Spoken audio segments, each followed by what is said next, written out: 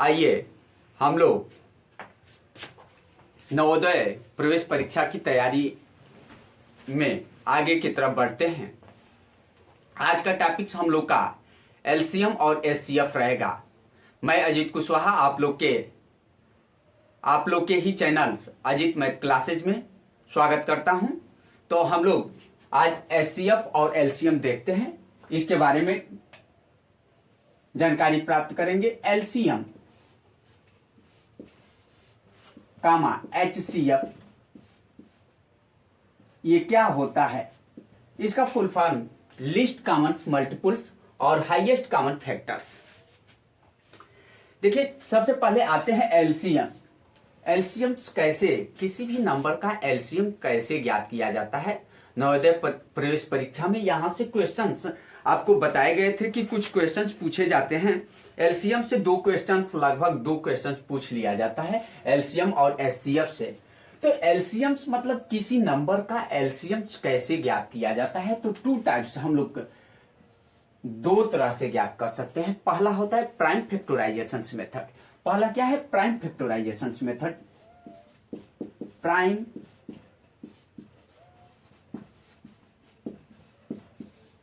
Factorisation method और दूसरा होता है डिविजन मेथड।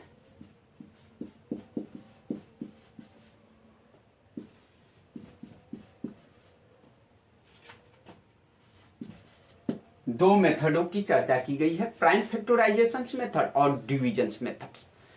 हम पहले मेथड की चर्चा करते हैं कि प्राइम फैक्टराइजेशन मेथड क्या है।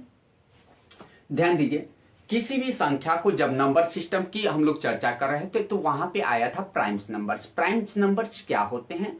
तो प्राइम नंबर्स वे संख्याएं होती हैं जो केवल अपने आप से कटती हैं, ठीक है, केवल अपने आप से डिविजिबल होती हैं। For example 2, 3, 5, 7 that's numbers are primes numbers. तो इस मेथड की हम लोग चर्चा करेंगे। यदि आपके पास मान लीजिए कहा जाए कि find the LCMs of given number, आपको 2 दे दिया जाए, 8 दे दिया जाए और 16 दे दिया जाए और इसका कहा जाए कि find the LCMs of given number. First of all सबसे पहले दिए गए नंबरों को हम प्राइम फैक्टर करेंगे। क्या? प्राइम फैक्टराइजेशन करेंगे। तो 2 का फैक्टर्स क्या होगा? 2 × 1 हो जाएगा। उसी प्रकार से 8 का फैक्टर्स क्या होगा? 2 × 2 और मल्टीप्लाई 1। इसी प्रकार से 16 का हम फैक्टर करेंगे तो क्या हो जाएगा? 2 × 2 2 दूना 4 दूना 8 दूना 16 और मल्टीप्लाई 1। ये क्या है? हमने प्राइम फैक्टराइजेशन नंबरों को प्राइम के रूप में तोड़ेंगे, फैक्टर करेंगे। फैक्टर्स मतलब खंड होता है। यह एक किसी बड़ी संख्या का स्मॉलेस्ट पार्ट होता है, छोटा खंड होता है। तो इसको हम आपस में मल्टीपल्स कर देते हैं तो ये फैक्टराइजेशन कहलाता है। तो सबसे पहले मैंने इन संख्याओं को, दिए गए नंबरों को प्राइम्स नंबर के रूप में मैंने क्या कर दिया? तोड़ दिया। अब देखिए, एलसीएम्स जब लेते हैं तो लिस्ट कॉमन मल्टीपल्स मतलब इसमें अधिक से अधिक संख्याओं का क्या कर दिया जाता है? मल्टीप्लाई कर दिया जाता है। अधिक से अधिक तात्पर्य ये है कि यहाँ पे 2 1 टाइम्स है, यहाँ पे 2 कितनी बार है? 3 टाइम्स है और यहाँ पे 2 कितनी? 4 टाइम्स है। तो 4 टाइम्स वाले को ले लेंगे और शेष वाले को छोड़ देंगे। अगर हो सकता है 2 कहीं आया हो सकता है 5 कहीं आया हो, तो इन सारी संख्याओं को आपस में क्या कर लेंगे? मल्टीप्लाई कर लेंगे। तो यहाँ पे एलसीएम इक्वल टू क्या हो गया? 2 × 2 × 2 × 2 इक्वल टू 16। इसका एलसीएम क्या हो गया? 16 हो गया। सिमिलरली यदि हम मान लेते हैं कि एक दूसरा हमारे पास क्वेश्चन हो कि यदि 20 दिया गया हो, 40 दिया गया हो और इसके बाद से 32 दिया गया हो, इन संख्याओं का आपसे पूछ लिया जाए कि एलसीएम्स क्या होगा। तो आइए पहले प्राइम फैक्टराइजेशन करेंगे। 20 का फैक्टराइजेशन करेंगे तो क्या हो जाएगा? 2 × 2 × 5 हो जाएगा। उसी प्रकार से 40 का मल्टीप्लाई फैक्टर करेंगे तो 2 × 2 × 2 × 5 होगा। 8 5 जा 40 होता है। 2 दूना 4 दूना 8 8 5 40। इसी प्रकार से इसका फैक्टराइजेशन करें, 32 का फैक्टराइजेशन करें तो 2 × 2 × 2 × 2 4 दूना 8 दूना 16 दूना 32 हो गया। तो हमने देखा कि ये प्राइम फैक्टराइजेशन पहले हम कर रहे हैं, पहला काम, इसी आधार पे इसका नाम प्राइम फैक्टराइजेशन पड़ा। अब आइए यहाँ पे एलसीएम अगर लेना है, एलसीएम लेना है तो ध्यान दीजिए, दो को देखते हैं। दो यहाँ पे 2 टाइम्स आया है, दो यहाँ पे कितनी बार 3 टाइम्स आया है, और 2 यहाँ पे कितनी टाइम्स 1 2 3 4 5 टाइम्स आया है। सबसे ज्यादा बार जहां 2 आया है उस संख्या को क्या करेंगे, लिख देंगे, और शेष कम वाले संख्या को इग्नोर कर देंगे, छोड़ देते हैं। तो अर्थात हम एलसीएम के लिए 2 मल्टीप्लाई 2 मल्टीप्लाई 2 मल्टीप्लाई 2 1 2 3 4 5 1 2 3 4 5 5 टाइम्स वाले को उतार लेंगे और 2 टाइम्स और 3 टाइम्स वाले को छोड़ देंगे। अब उसके बाद से आता है अगला संख्या, इसमें केवल 5 है। हो सकता है अगर 3 रहता, हो सकता है 7 रहता, तो उसको भी हम लिखते, उसको इंक्लूड कर लेते, मतलब सारी संख्याओं का मल्टीप्लाई करना होता है। तो अब देखिए ये 5 बचा है, तो 5 यहां भी 1 टाइम्स है, यहां भी 1 टाइम्स, तो ये नहीं कि यहां भी 1 टाइम्स वाले को लिख ले और यहां वाले को, केवल एक जगह वाले को लिखेंगे। अगर 2 यहां पे 2 टाइम 5 यहां 2 टाइम्स आता तो इस 2 टाइम्स वाले को उतार लेते और 1 टाइम्स वाले को छोड़ देते। तो इस प्रकार से हम इसको पुनः 5 से मल्टीप्लाई कर देंगे। तो अब इसका हमारा कितना हो जाएगा, 32 का 5 में गुणा कर लीजिए तो कितना आ जाएगा, 5 दूना 10 का 0 और 5 15 15 1 16, अर्थात 160 आपका एलसीएम आ गया। कितना आ गया एलसीएम, 160 आ गया। तो इस प्रकार से प्राइम फैक्टराइजेशन के द्वारा हम लोग एलसीएम को कर लिए। अब आते हैं डिविजन्स मेथड से। अगर डिविजन्स मेथड थोड़ा सा इजी लगता है कक्षा 6 के बच्चों को या लोअर क्लास के जो भी बच्चे होते हैं उनको प्राइम फैक्टराइजेशन की तुलना में डिविजन्स मेथड से जो हम लोग एलसीएम लेते हैं वह इजी लगता है, इजी होता भी है। आ जाइए इसी एग्जाम्पल को हम डिविजन्स मेथड से कर कर देखते हैं कि कैसे एलसीएम्स लिया जाता है डिविजन्स मेथड से। तो उसको कर कर दिखला रहे हैं। मान लीजिए अगर ये सारी संख्याएं दी गई है तो सबसे पहले हम ऐसे बना लिया जाता है और इसको 2 से यहां पे कैंसिल किया जाता है, डिविजिबल किया जाता है। तो यहां पे 1 हो गया, ये 4 हो गया, और यहां पे क्या हो गया, ये 8 हो गया। पुनः 2 से कटाएंगे। अब देखिए ये 1 है तो 1 को ज्यों का त्यों रहने देंगे, यहाँ पे 2 आ जाएगा और ये क्या आ जाएगा, 4 आ जाएगा। पुनः 2 से कटाएंगे तो ये 1 आ जाएगा और ये भी 1 आ जाएगा और ये क्या आ जाएगा 2।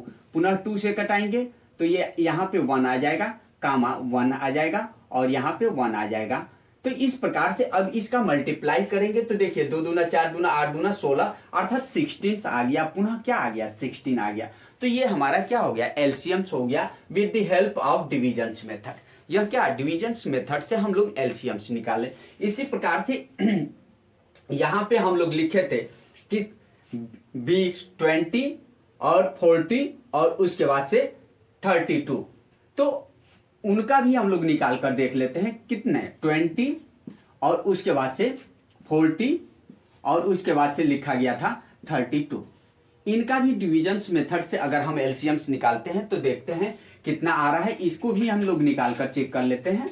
तो डिविजन्स मेथड से पुनः 2 से यहाँ पे हम डिवाइडेड करेंगे तो ये क्या हो जाएगा, 10 हो जाएगा, और ये क्या हो जाएगा, 20 हो जाएगा, और ये क्या हो जाएगा, 16 हो जाएगा। पुनः 2 से इसको डिवाइड करेंगे तो क्या हो जाएगा, 5 हो जाएगा, और ये क्या हो जाएगा, 10 हो जाएगा, और ये क्या हो जाएगा, आपका 8 हो जाएगा। पुनः 2 से यहाँ करते हैं और देखिए 5 नहीं कटेगा तो 5 को ज्यों करते हुए लिखेंगे, यहाँ पे 5 आ जाएगा, यहाँ पे क्या लिखेंगे, 4 लिखेंगे। पुनः 2 लिखेंगे, ये 5 ज्यों करते हैं, ये 5 ज्यों करते हैं, और ये क्या आ जाएगा, 2 आ जाएगा। पुनः 2 से कटाएंगे और ये क्या आ जाएगा, यहाँ पे 5 आ जाएगा, 5 आ जाएगा, और यहाँ पे 1 आ जाएगा। अब देखिए इसके बाद से 5 से इसको करेंगे तो ये 1 आ जाएगा, ये 1 आ जाएगा, और ये 1 आ जाएगा। जब तक 1 नहीं आएगा इसको कटाते रहेंगे, और इस प्रकार से इसको कहते हैं डिवीजन मेथड। यहाँ पे 2 दूना 4 दूना 8 दूना 16 दूना 32 और 32 बचे 160। यहाँ भी आपका क्या आ जाएगा, 160 आ रहा है। एलसीएम इक्वल टू कितना आ गया, 160 आ गया। अर्थात हम दोनों तरीकों से जान लिए, एक प्राइम फैक्टराइजेशन मेथड से और दूसरा डिविजन्स मेथड से। तो इस प्रकार से हमने एलसीएम्स निकाल लिए। सेम प्रक्रिया आपको एचसीएफ में हाईएस्ट कॉमन फैक्टर में भी अप्लाई करना पड़ता है। एक होता है प्राइम फैक्टराइजेशन और दूसरा होता है डिविजन्स मेथड्स। तो इसमें आ जाइए, इसमें भी हम लोग देख लेते हैं सेम संख्याओं को। यदि आपके पास कोई नंबर्स हो, मान लीजिए आपके पास 12 दे दिया गया और 34 दे दिया गया में, या 60 दे दिया गया, या समथिंग कुछ भी दे रहा है 60। यहाँ पे हम 12 और 60 दो ही नंबरों को लेकर चलते हैं, समझते हैं। यहाँ पे HCF की बात अब कर रहे हैं, किसकी? HCF, highest common factor. ये क्या है? हाईएस्ट कॉमन फैक्टर्स होता है HCF, हाईएस्ट कॉमन फैक्टर होता है। तो इसको हम कैसे डिनोट करते हैं? तो अब देख लीजिए, इसकी चर्चा हम लोग कर लेते हैं। इसको निकालने के लिए पुनः प्राइम फैक्टराइजेशन मेथड की चर्चा करेंगे। तो क्या हो जाएगा, 12 का अगर फैक्टर करेंगे तो 12 इक्वल टू 2 मल्टीप्लाई 3 होगा। और 60 का हम जब फैक्टर करेंगे तो यहां पे क्या हो जाएगा, ये आपका आ जाएगा 2 मल्टीप्लाई 3 मल्टीप्लाई 5। अब ध्यान दीजिए, अगर यहाँ पे HCF या एलसीएम्स दोनों पूछ लिया जाए तब क्या कर, तो अगर एलसीएम पूछा जाता तो देखिए 2 यहाँ पे कितनी 2 टाइम्स आया, यहाँ भी 2 टाइम्स, तो इसको मल्टीप्लाई करते।